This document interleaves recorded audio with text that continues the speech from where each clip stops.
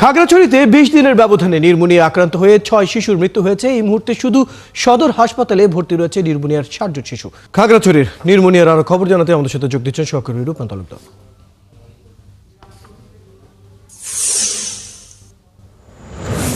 রূপন তালুকদার, চিকিৎসকরা বলছেন আবহাওয়া পরিবর্তনের কারণে নিউমোনিয়া সংক্রান্ত সংক্রমণ বাড়ছে, কিন্তু মৃত্যুর হার এত বেশি কেন এবং চিকিৎসকরা এই বিষয়ে কি বলছেন?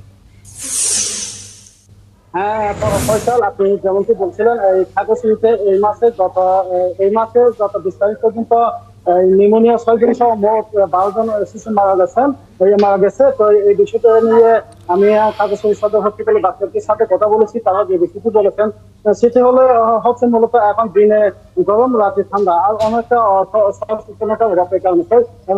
ফয়সাল, আমি আপনাকে একটু দেখাতে চাই, এই মুহূর্তে আমি খাগড়াছড়ি সদর হাসপাতালে শিশু ওয়ার্ডে আছি।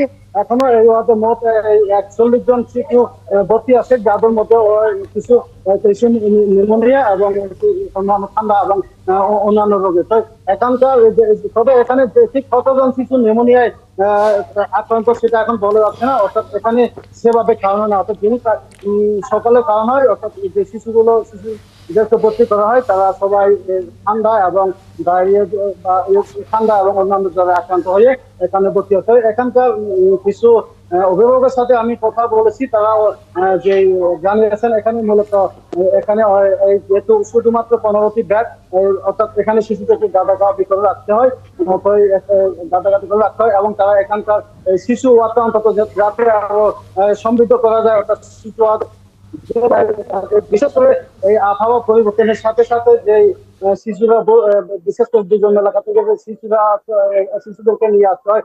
অর্থাৎ এই যেহেতু এই সদর হসপিটাল খাগড়াছড়ির মধ্যে একটি বড় হসপিটাল এবং অন্যান্য এই উপজেলার যে স্বাস্থ্য কমপ্লেক্স গুলো আছে, সেই কমপ্লেক্স গুলোতে এত মানে সদর হসপিটালের মতো এত সুযোগ সুবিধা নেই।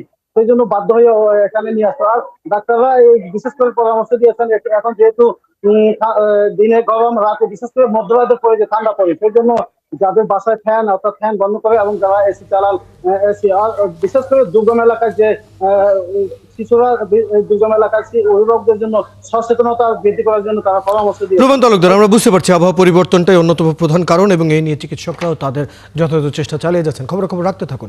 দর্শক, আমাদের সাথে আমাদের সহকর্মী রূপন তালুকদার যুক্ত হয়েছিলেন খাগড়াছড়ি থেকে। নিউমোনিয়ার সর্বশেষ খবর সেখানকার আমরা জানছিলাম।